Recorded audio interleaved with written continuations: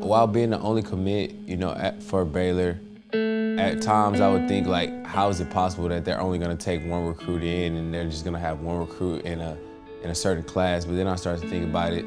Baylor's a great school. Somebody is going to want to come to play at Baylor. So then that kind of took some stress off. Like, I will be coming in with some other guys, and eventually that ended up happening. So it wasn't that much stress, but at first it was kind of a worry there. Like, am I going to be the only guy that comes in the 2017 class for Baylor?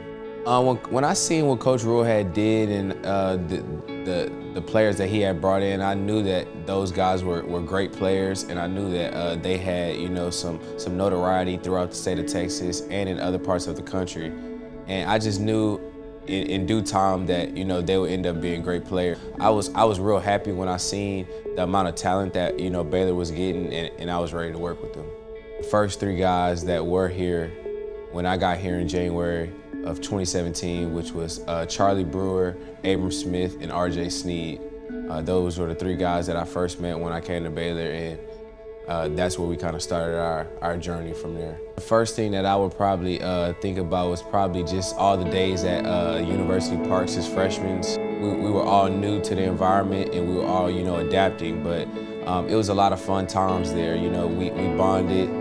We learned a lot of things on and off the field, and it was fun to get to know my teammates and grow with them as well. So I'm thankful for those times at UP with all the other guys. The bond with the 2017 class is really, really strong. I feel like we've been through thick and thin. We've been in good seasons with the Sugar Bowl, and we've also been in horrible seasons with the 1-11 season. So we've been through everything, and we've seen the ups and downs of the program, and I think that essentially has helped us grow together and helped us, evolve as players on the field and also people off the field. So that alone has gotten us a lot closer. But like I said, those days at UP were a lot of fun, and I think those are the times that we cherish as a part of the 2017 class. When the 2017 class came in, it wasn't necessarily looking at it from the standpoint of we're the first rural class or anything like that. We were just all trying to, adapt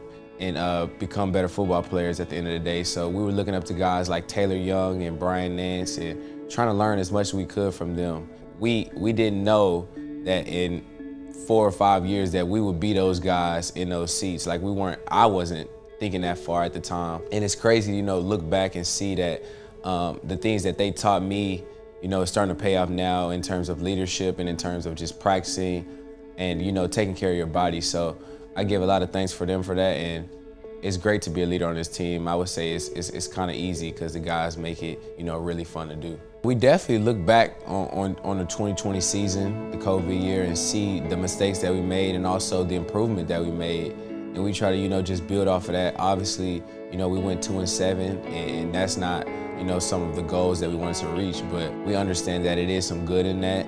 We understand that when you do lose, there is some growth in that as well. So we, have been around for a while. We went 1-11 season and seen what that turned into. So now in the 2021 season, we're trying to, make that jump again and, go out and compete and get those wins again.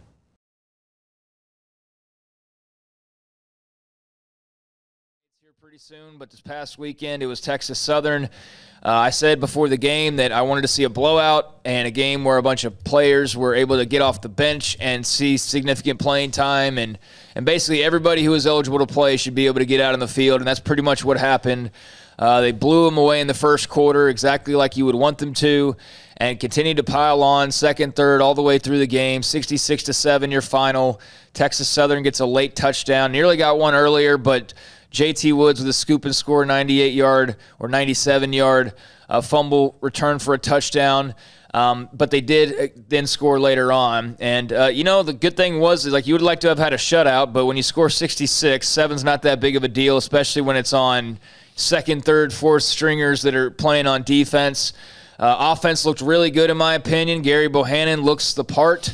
And Treston Ebner continues to go off. 3 100-yard rushers for the Bears, which – 2 was not surprising, but Tay McWilliams was like, I'm getting in on this action too, and he made the most of his minutes. That's for dadgum sure. So there was more and more from that game, but those were just some of the first thoughts that pop out of my head. Just got our second win against Texas Southern.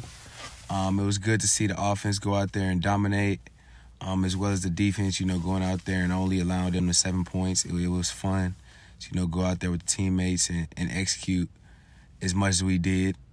Getting ready for Kansas now in our first conference game.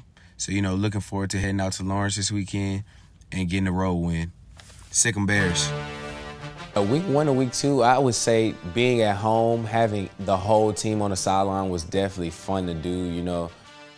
The energy on the sideline was unmatched. I feel like everybody was locked in, and we were intentional with the things that, we were saying to each other. So that just off the top, gave off good energy to the offense, defense, and special teams. The offense did a great job, on the ground and in the air. Having, I think, 700-plus total yards, so big shout-out to them. And the defense did a great job at holding the opponent to 7 points. We don't want them to score, so a lot of the older guys wanted to go back in, and the coaches were comfortable with that. It was definitely kind of heartbreaking for us because we want to get a shutout every week. That's a goal. We obviously want to hold the other team to 0 points, but I think personally, I was down at the moment, but it was so much good that we did in that game that I couldn't let it, overshadow all the good that we did. So I looked at the things that we got wrong on tape, and we just talked about it, and we're gonna fix it in this upcoming week. So we look forward to going out and playing a great game against Kansas. When it comes to developing the younger guys, we try to teach them as much as we can and try to help them out, and they're growing at their own pace.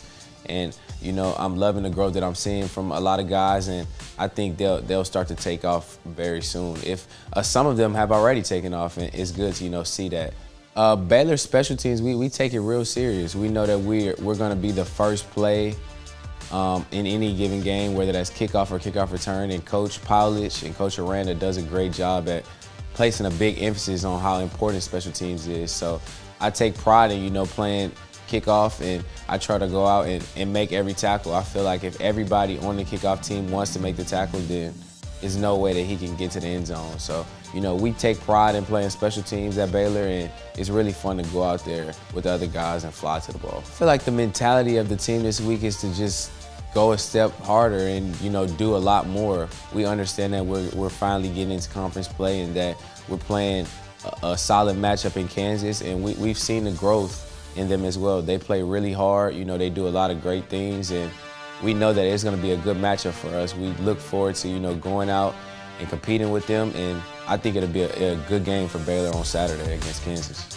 We have a lot of things that we need to do, but I would say running the ball, stopping the run from a defensive standpoint, running to the ball, creating turnovers, and just, creating havoc for their quarterback. When you can do that, you will force a lot of turnovers and give your offense a chance to, put the ball in the end zone. When playing a mobile quarterback, you always want to be aware of where he is when you're guarding receivers and tight ends down the field, because you know that he always can scramble.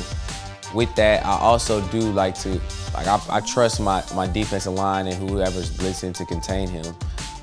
So I would say just making sure you know where he is if he does break the pocket, and making sure you're sticking to your man, whoever you're guarding, because he is still a live player behind the line of scrimmage. Those are my keys to victory against Kansas.